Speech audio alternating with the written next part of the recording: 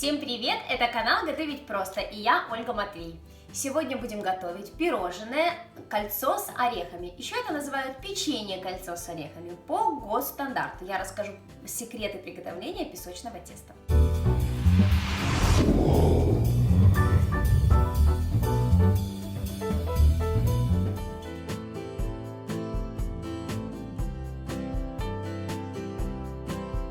Для теста нам понадобится сливочное масло или маргарин, но я всегда использую сливочное масло. Значит, смотрите, по температуре сливочного масла, какое оно должно быть. Я на ночь вынимаю его из холодильника, оно должно стать мягким. За полчаса или за час до того, как я буду его готовить, я обратно ложу его в холодильник, только не в морозилку, а в холодильник, чтобы оно немного остыло. Сливочное масло не должно иметь кремообразную такую вот структуру, как очень-очень мягко, как на крем мы делаем. Оно должно быть немного твердоватое. Вообще идеально, чтобы по ГОСТу, вот во всех книжках по кулинарии совдеповского плана написано, что при 17 градусах температуры должно готовиться песочное тесто. Но так как в домашних условиях мы не можем добиться такой температуры, то масло сначала нужно разморозить, чтобы оно было мягкое, а потом на полчаса, на час убрать его в холодильник. Тогда получается идеально. Посмотрите, вот так. Оно как бы мягкое, видите, оно режется. Видите? Оно мягкое. Вот даже придавить, оно мягкое. Но оно не такое мягкое, как на крем. Вот такое масло нам понадобится. Отправляем его в чашу миксера. Или если вы делаете руками, то можно в мисочку. Или руками, или в миксере, как вам удобно. Начинаем взбивать масло.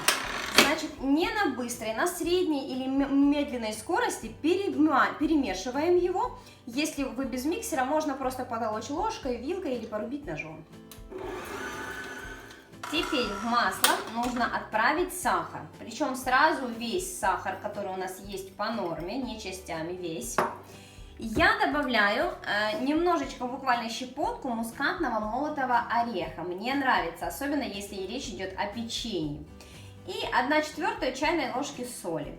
У меня обычно такая мерная ложечка, но вы можете на глаз пару щепоток положить. Что еще можно добавить в песочное тесто? Ванильный сахар или ваниль. Я использую ванильную эссенцию. Вот так. Как вариант, можно добавить цедру лимона или апельсина. Будет тоже очень-очень вкусно. Теперь смешиваем все. Сахар в масле раствориться не должен. Вы не сможете его растворить, но перемешаться до однообразного состояния оно должно.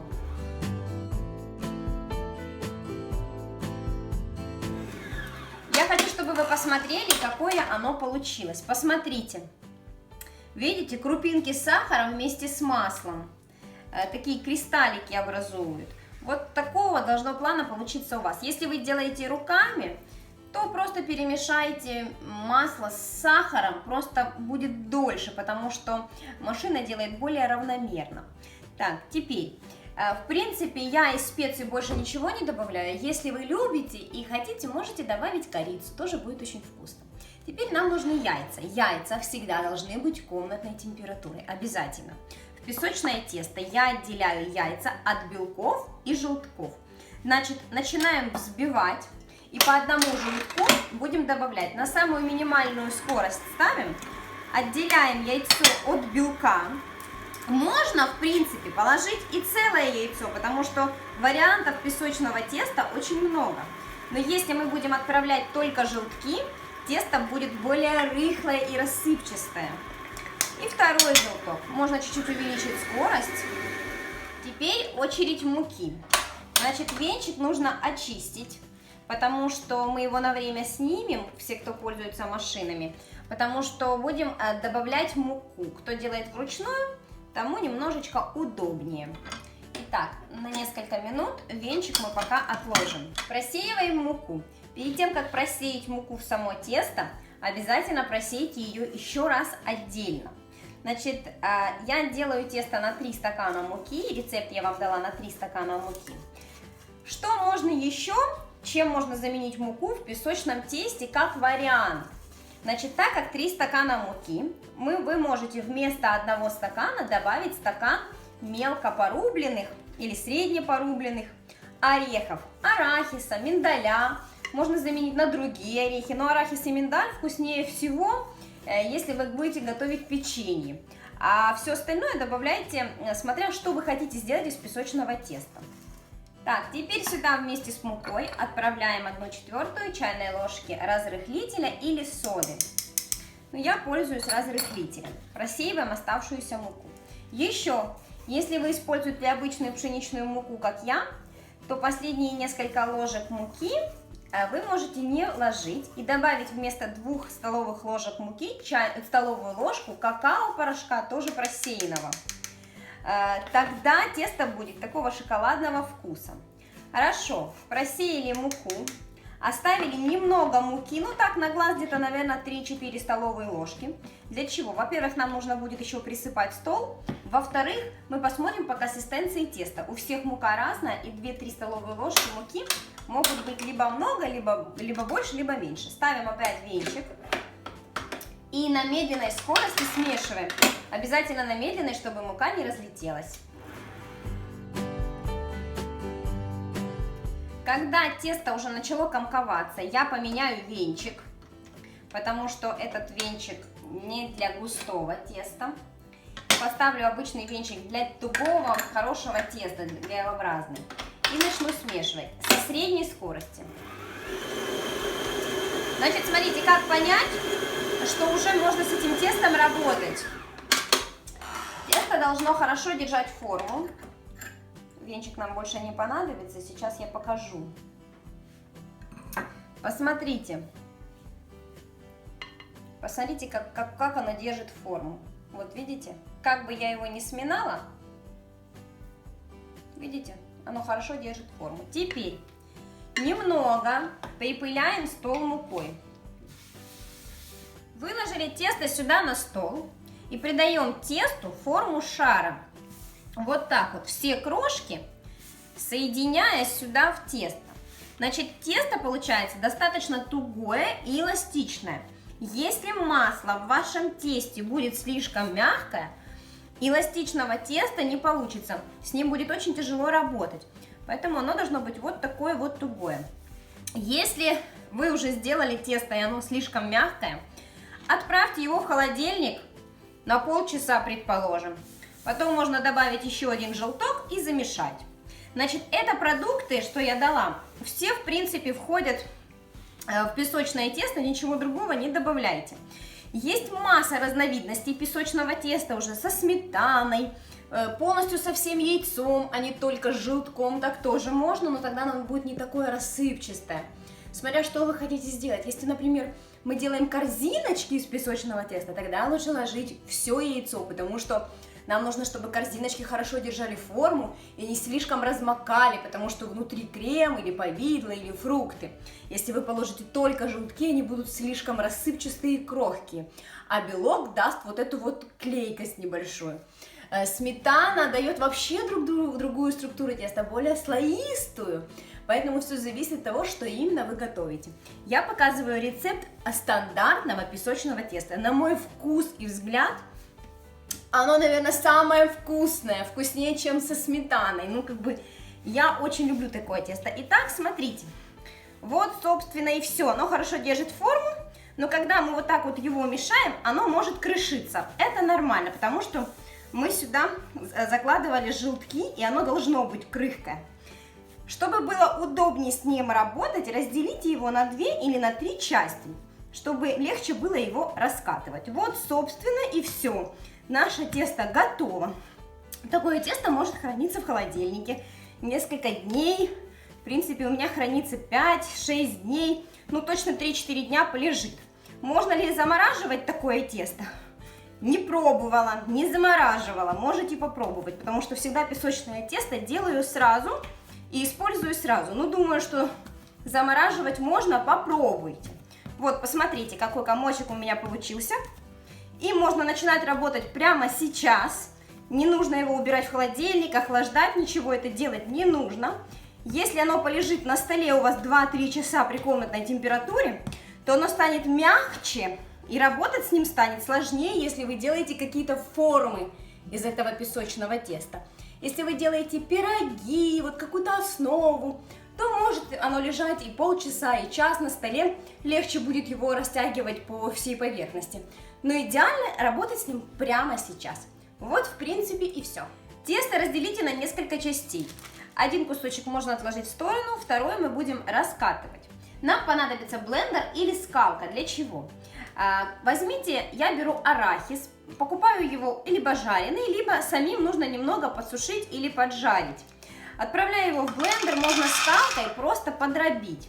Значит, в муку не нужно, у вас должна получиться средняя крошка. Такая, чтобы она была не слишком крупная и не мука.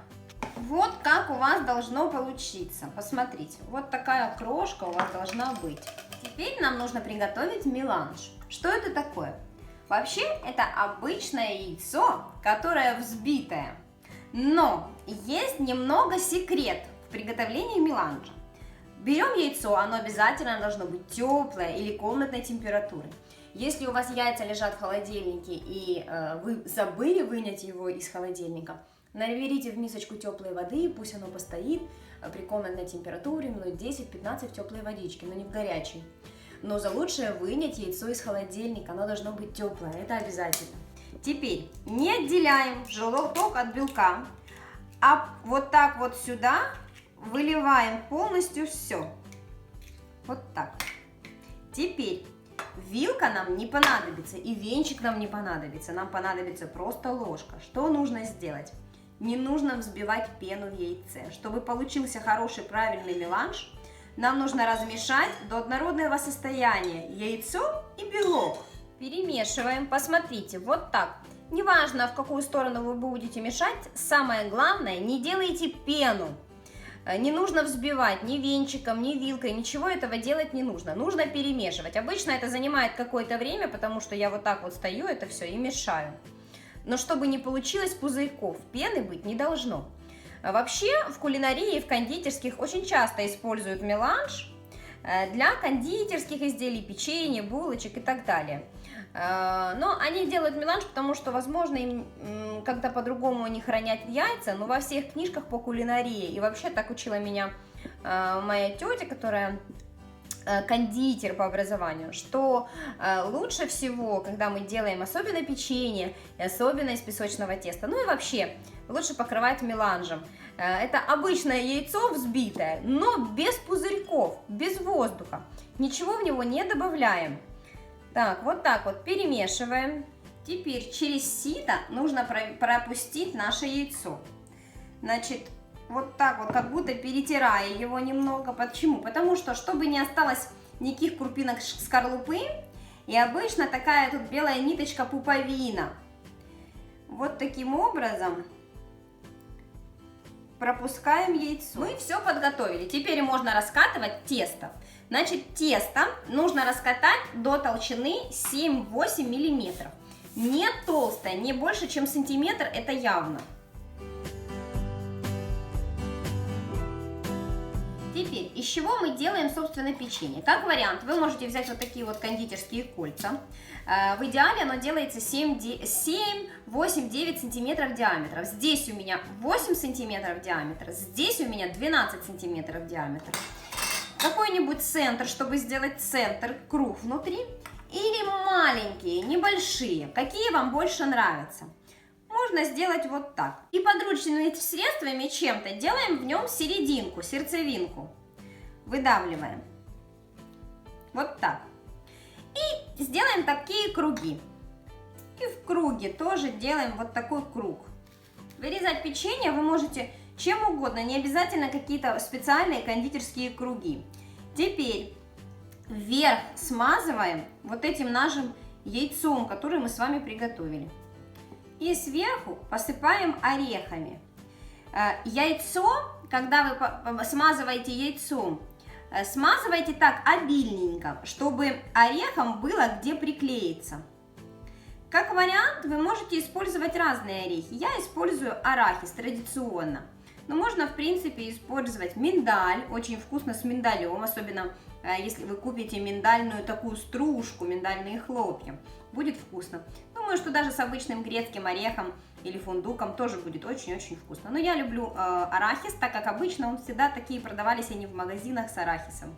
Крошку можно немножечко придавить, вот так, вдавить немножечко в тесто, только слегка. Не давите сильно-сильно. Теперь Я всегда делаю, раскатываю вот так на пергаменте, больше никуда их не перекладываю, для того, чтобы они не повредить ихнюю форму. В принципе, песочное тесто достаточно эластичное, вы не повредите форму, если будете перекладывать. Но я делаю именно так, тогда они просто идеальные получаются. Теперь, по поводу духовки и как это все дело печь. Духовку нужно разогреть от 200 до 250 градусов, максимально горячую. Значит, отправляем песочное печенье в горячую духовку, выпекается оно от 12 до 20 минут, все зависит от мощности вашей духовки. У меня печется буквально 12 минут. Из каждой партии печенья последующего быстрее и быстрее, потому что раскаляется духовка и очень быстро печется. Смотрите, чтобы вы раньше, не выменять его слишком поздно. Если духовка слабая, то может стоять и до 20 минут, как обычное песочное тесто. Сверху оно должно быть золотистое, такое вот подзолотиться слегка, но не сгорит снизу. Печенье испеклось, готовилось оно у меня ровно 12 минут. Значит, посмотрите, когда вы будете вынимать его из духовки, оно еще будет мягковатое. Поэтому его нужно остудить. Буквально за 10 минут оно остынет и станет твердое. Потому что в духовке, когда вы будете его вынимать минут через 12, вот так вот нажимать, и оно будет мягкое. Это нормально. Как только вынимается из духовки, буквально через 2-3-4 минуты, оно сразу твердеет. Давайте посмотрим, какое оно получилось внутри. Посмотрите. Оно такое невероятно вкусное. Я уже съела, наверное, штуки 1,5. Пока тут все это дело выкладывала, потому что оно так пахнет. Посмотрите, какое тесто внутри красивое. Вот такое печенье у нас получается. Арахис в этом рецепте, наверное, самый идеальный вариант, как для меня. Это такой вкус детства, и вот даже стакан молока. В общем, сейчас мой муж все это будет есть. Обязательно попробуйте такой вариант, вспомните детство. Я думаю, что вашим детям понравится, вашим родственникам любимым понравится. Спасибо, что сегодня были со мной. Спасибо, что подписываетесь на мой канал. Пока-пока.